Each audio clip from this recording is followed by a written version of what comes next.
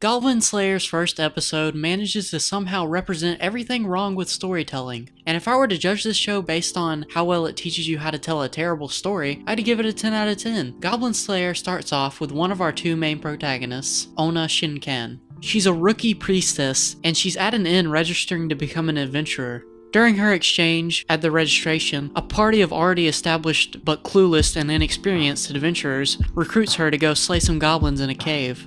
My problems with this episode start with this whole exchange. Immediately, I have no grasp on why I should care about our main protagonists or these adventurers. They're given very little in the way of personality or character motivation. The main guy who convinces Ona to join the party is such a lifeless husk of nothing. He has the personality of a tutorial character in a video game. You know that kid in Ocarina of Time who blocks your path and makes you buy a sword and shield before you visit the Great Deku Tree? Yeah, he has more personality and charm than this plot device of a character. And this guy convinces our weak-willed cardboard box protagonist character to go on an extremely dangerous cave by basically doing nothing. This introduction is awful, boring, has a ton of lame exposition about what the rules and ramifications of the world are that aren't engaging. Basically, there's a ranking system on how strong an adventurer is, and this main character girl is the weakest rank. That's the extent of it, and it's not interesting at all. Now, admittedly, when our characters arrive at the cave, the lack of personality given to the adventurer squad sort of makes more sense considering that they immediately get brutally murdered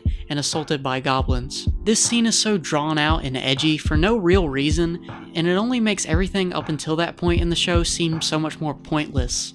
The characters that get killed off have had absolutely no time to develop or make any meaningful impact in the story, so seeing them die and having a ton of reaction shots and emotional screaming over it all really has no effect. Why should I care about these personalityless, lifeless husks of characters if the writers of the show didn't care about them in the first place? Now, in all fairness to this scene, I think clearly what the writers were going for here was to give Ona a bit of character development in showing her the cruelty of the goblins and what effect they have on the world around her.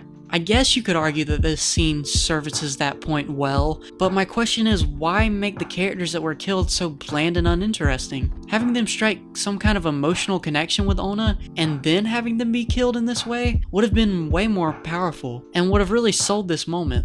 I just think more character development and better writing would have gone a long way to make this scene much better, but I digress. After all of this, Ona narrowly escapes the goblins and comes across the Goblin Slayer, our other main protagonist. He eliminates all the goblins in the cave at ease and helps Ona get her bearings. He has a very stoic personality, and not much is revealed about him other than that he's a cool main character who slays goblins. Anyways, one of the most baffling scenes in the episode comes shortly after, where Goblin Slayer kills some of the goblins' small children. Ona then starts to get emotional and sad and tries to convince the Goblin Slayer that maybe these goblins could grow up to be good someday and that they don't need to be killed. The Goblin Slayer then proceeds to slay the goblins as he sees them as being evil. Now, I'm gonna assume that this is some kind of foreshadowing to some later instance where Ona finds a goblin and she ends up deeming him morally acceptable and teams up with him. That's just a guess though and could not be true, but let's put that possibility and prediction aside. Because from a storytelling perspective,